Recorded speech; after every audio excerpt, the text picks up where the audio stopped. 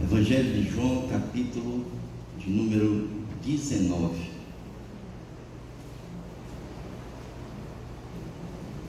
Diz assim a palavra do Senhor: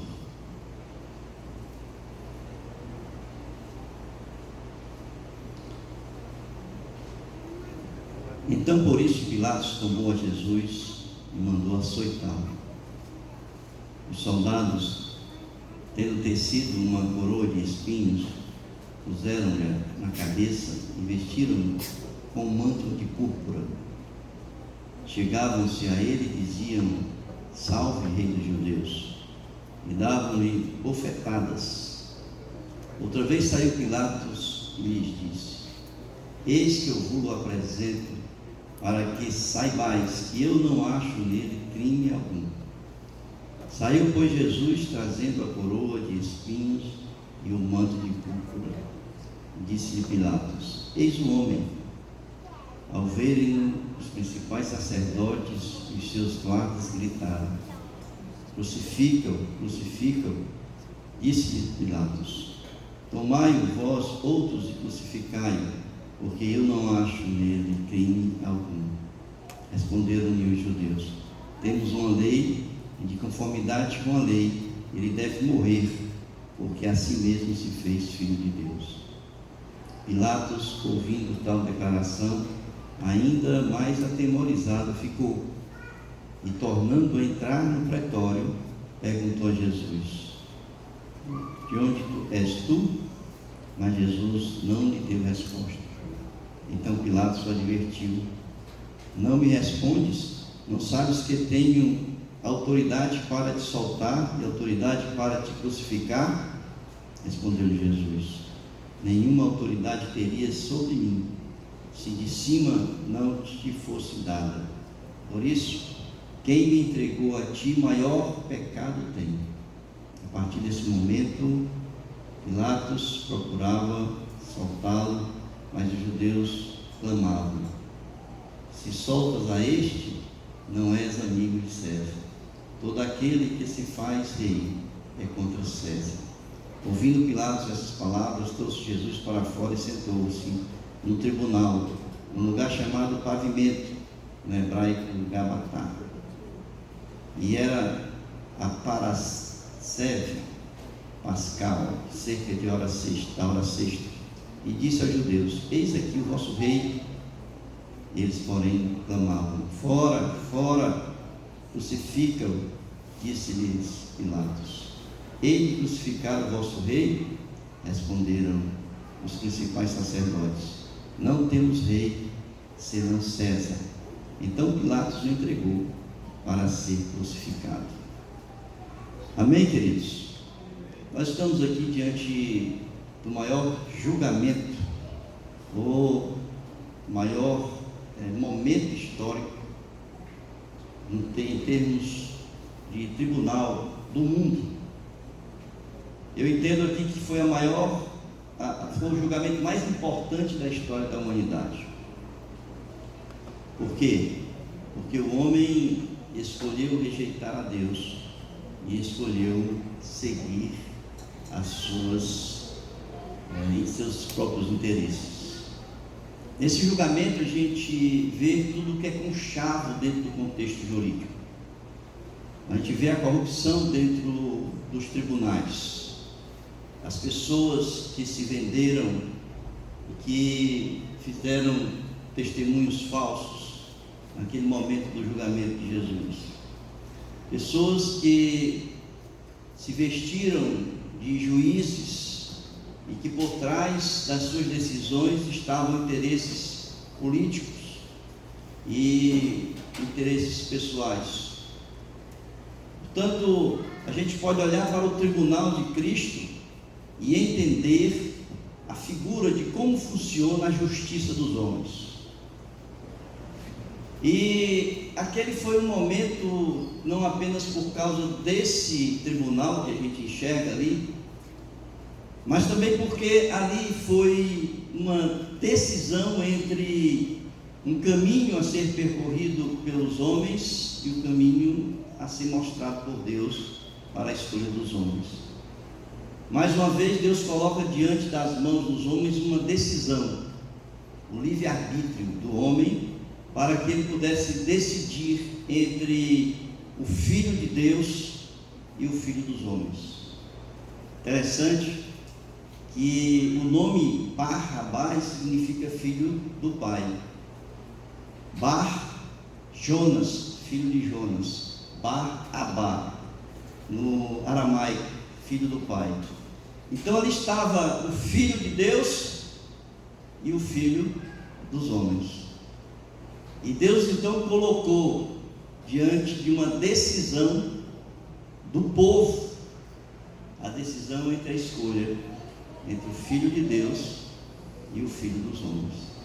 Interessante, né? Entendam que o Israel havia passado por um momento de paz, pouco mais de 100 anos, no tempo dos Macabeus, quando houve a revolta dos Macabeus. O povo de Deus ali, houve um período de paz. E em 63 a.C., Pompeu, imperador de Roma, ou general de Roma, invade Jerusalém e toma Jerusalém. Então, a partir de 63, Israel estava sob o domínio romano. 58 anos depois, mais ou menos, nasce Jesus. Cerca de 4 anos antes da era cristã chamada, Jesus nasce. E ele nasce exatamente dentro desse contexto de um domínio romano, onde o exército, o império romano, havia ali escravizado o povo, o judeu. E ali então criou-se uma expectativa nesse povo de se libertar.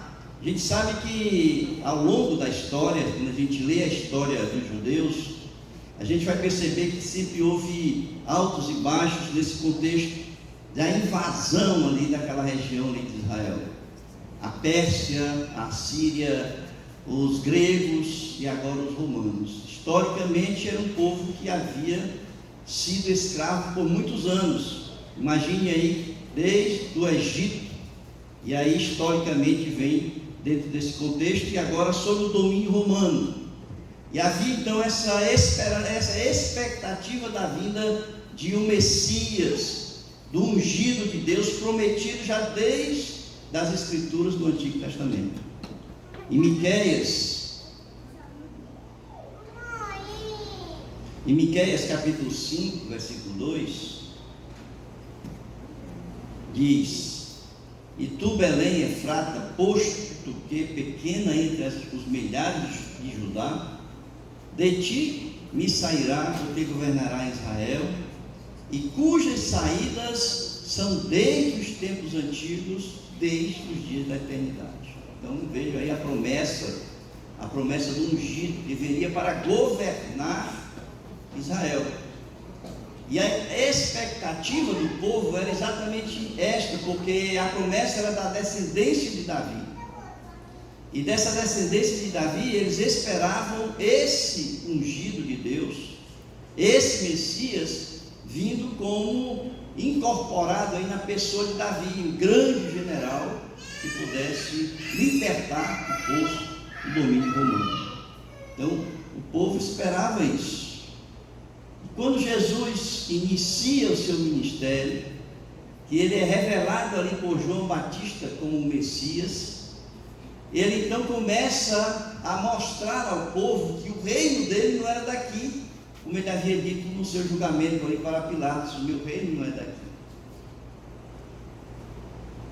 E ele então começa a pregar, ele começa a curar, ele começa a expulsar demônios, mostrando que o reino de Deus havia chegado com ele. Na presença dele, ele dizia, esta era a pregação de Jesus: arrependei-vos, porque o reino de Deus está próximo. E ele então começa a mostrar ao povo que o Rei dos Reis, o Senhor dos Senhores, havia chegado, e que o reino de Deus havia se instalado. Só que essa não era a esperança do povo. Só que essa não era a expectativa do povo. O povo queria um general. E aí percebam que Jesus, portanto, está nesse conflito. Jesus está entre mostrar qual era verdadeiramente o reino da qual ele veio e a expectativa desse povo. Interessante é que uma semana antes da morte dele, desse julgamento que nós vimos aqui, ele entra em Jerusalém ovacionado. Ele está montado em um pequeno jumento e o povo, no domingo de Ramos, começa a jogar os ramos no chão, como se estivesse ali estendendo o tapete para o rei, e gritava Hosana, Hosana nas alturas, bendito aquele que vem em nome do Senhor. E interessante que ele diz assim: bendito o rei dos judeus. Então vejam a expectativa do povo: bendito o rei dos judeus. Só que Jesus, ele entra pela porta dourada. Não sei se vocês já ouviram isso. A porta dourada no muro de Jerusalém é a porta mais próxima do templo. Então ele entra pela porta dourada e ele vai direto para o templo, mostrando ali que, em vez dele ir para o palácio para tomar o poder, Palácio Antônia, para tomar o poder, ele se dirige ao templo, mostrando que, na realidade, o reino dele era o reino dos céus. E essa expectativa é que gerou todo esse clima do julgamento. Jesus, ele é preso na quinta-feira à noite, e ali ele é levado para ser julgado pelos sacerdotes, pela escória religiosa de Israel. E eles então levam-no para Pilatos, para o julgamento dos homens. E aí é que ocorre essa questão. Então nós temos, irmãos, que Jesus foi colocado lado a lado de Pilatos. Veja o peso.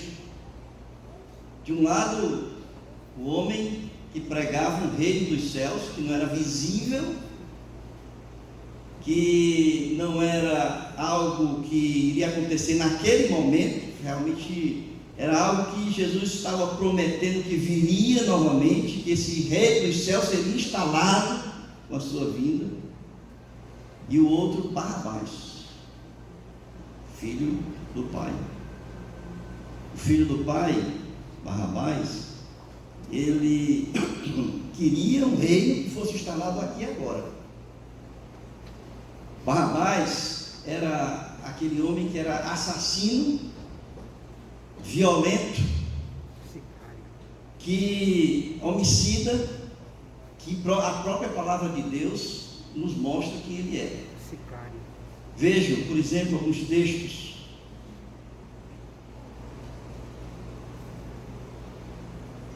que falam isso. Em João 18, nós vamos para Marcos 15, 7. Marcos 15, 7 diz assim: havia um homem chamado Barrabás, preso com amotinadores, os quais em um tumulto havia cometido homicídio. Então, aqui está dizendo que ele era o quê? Assassino, homicida. Mateus 27,16. Naquela ocasião tinha um preso muito conhecido chamado Barrabás. E em Lucas 23:19 diz: Barrabás havia sido lançado na prisão por causa de uma sedição na cidade e por assassinato. Sedição é revolta, é motim.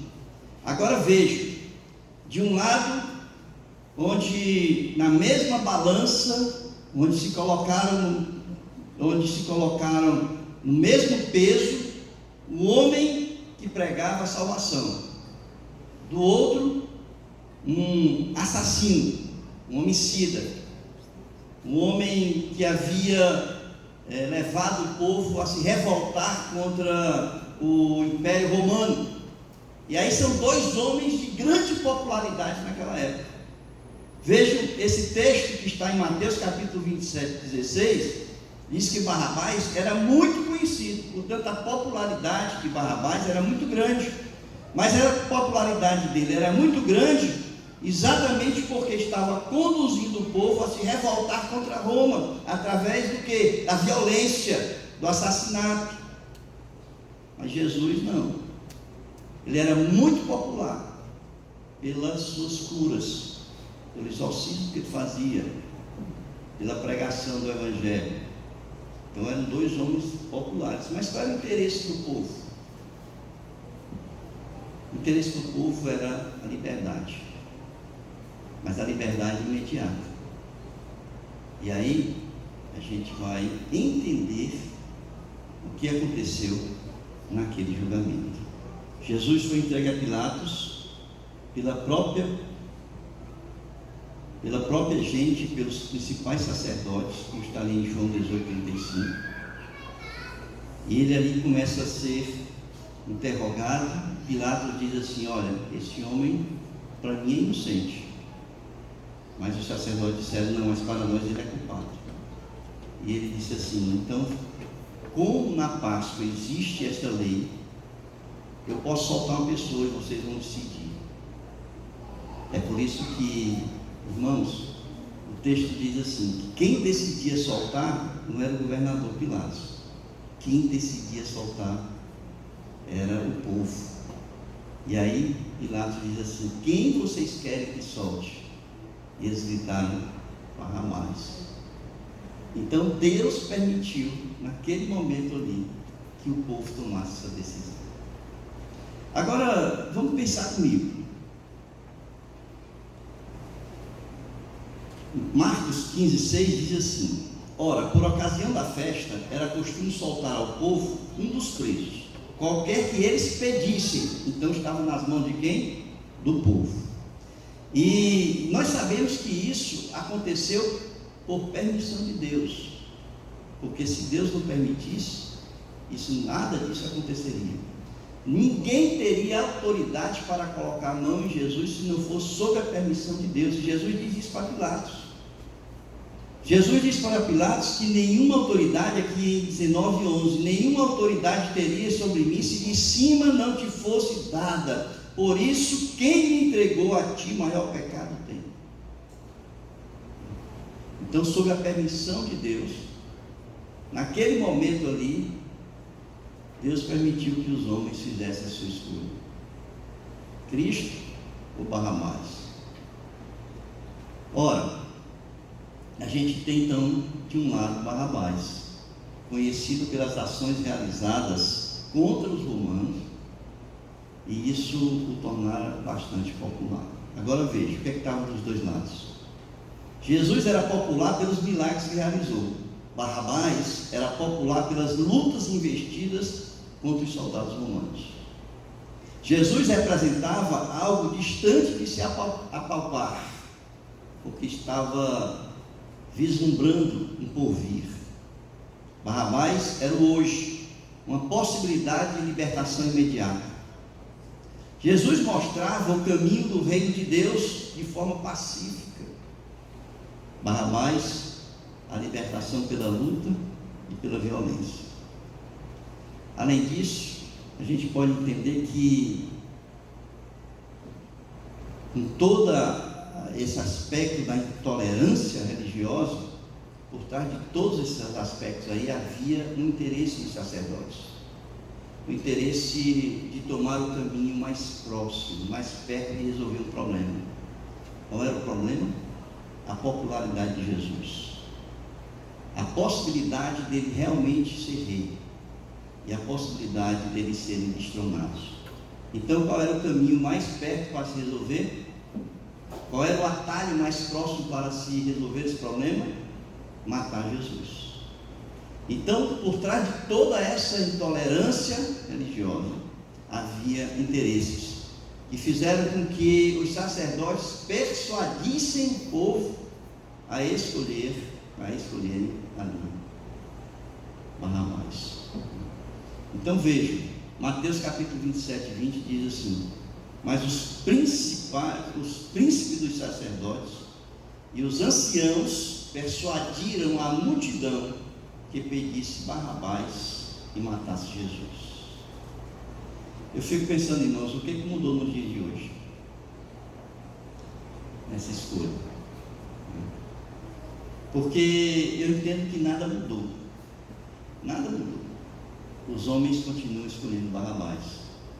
Os homens sempre escolheram o caminho mais curto para tomar as suas decisões. O caminho mais fácil, o atalho mais, o atalho mais fácil, o caminho mais curto é o caminho que os homens tomam para decidir, os seus problemas, as suas lutas e as suas dificuldades. Muitas vezes é uma separação, por exemplo. Muitas vezes é eu deixar de frequentar uma igreja, por exemplo. Muitas vezes é eu deixar uma amizade que está me trazendo transtorno. Qual é o caminho mais curto que eu tomo? Muitas vezes é pedir as contas do meu emprego.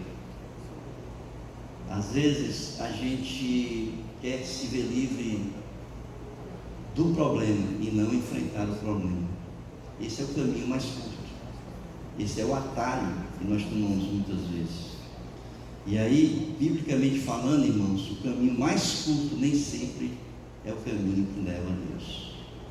Nem sempre é o caminho que leva a Deus. O caminho de Deus sempre foi o menos atraente. Vocês já perceberam isso? Porque muitas vezes o caminho de Deus é luta contra você mesmo. Muitas vezes o caminho de Deus é luta contra as dificuldades, é sofrimento, é dor muitas vezes. E você não quer passar por momentos assim na sua vida.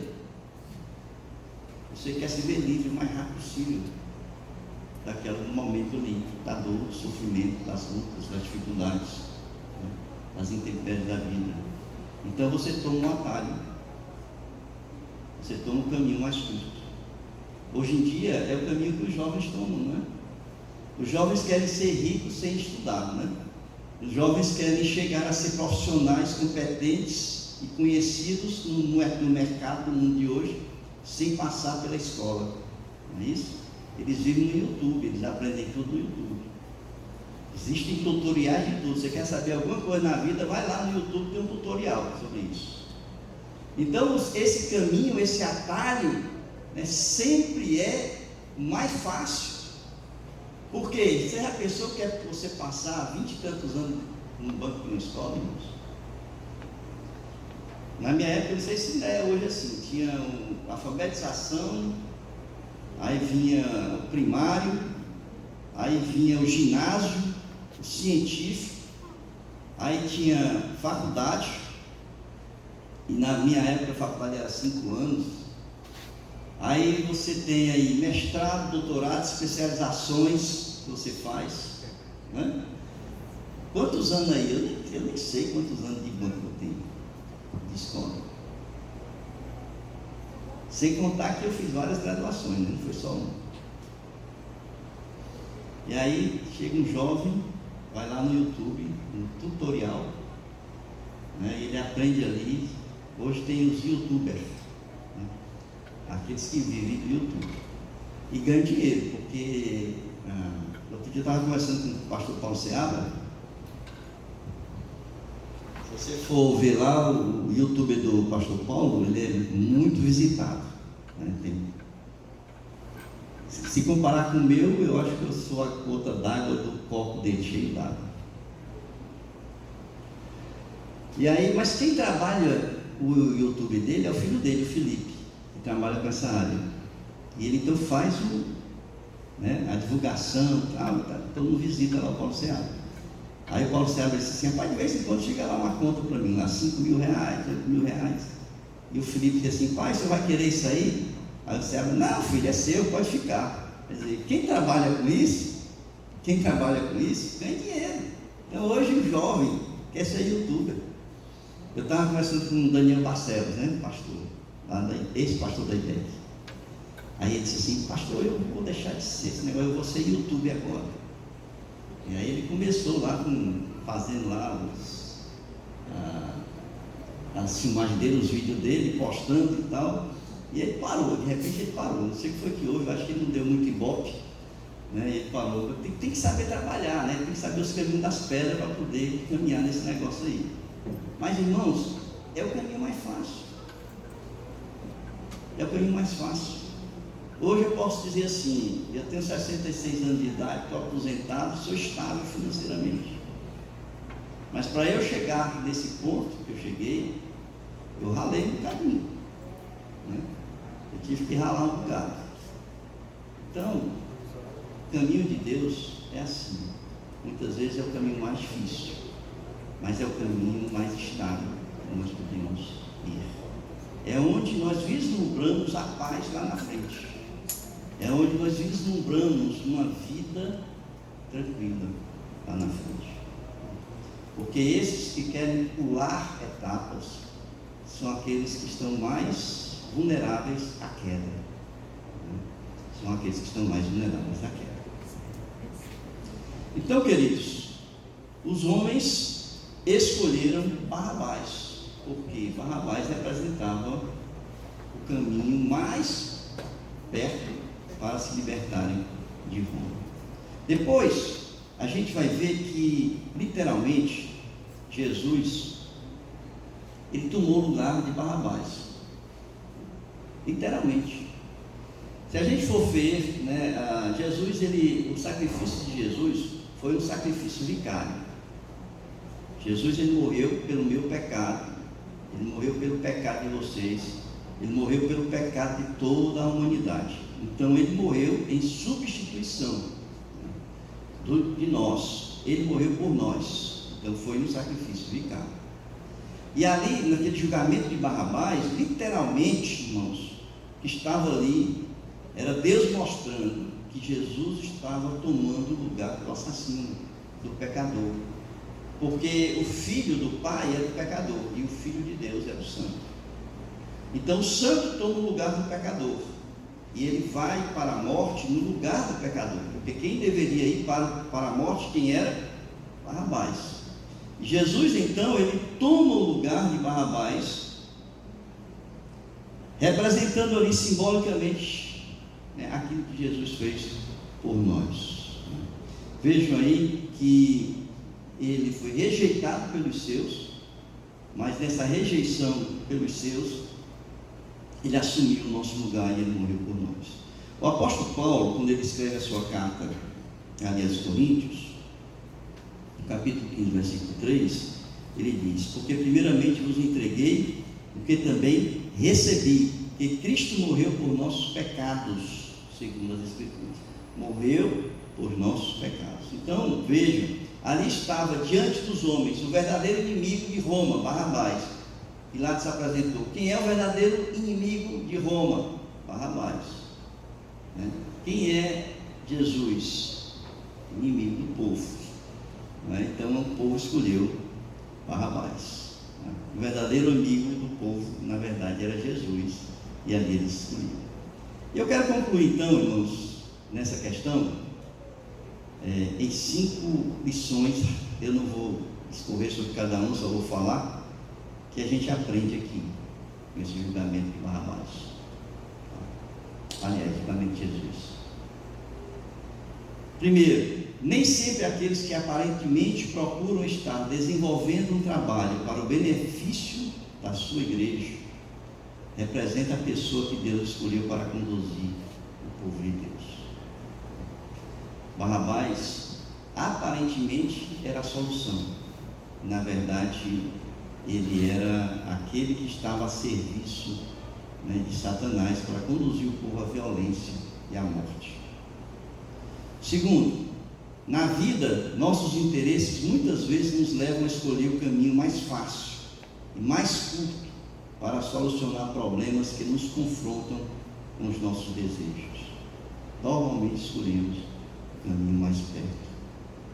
Terceiro, nem sempre a solução de Deus está no aqui e agora, mas em um breve porvir.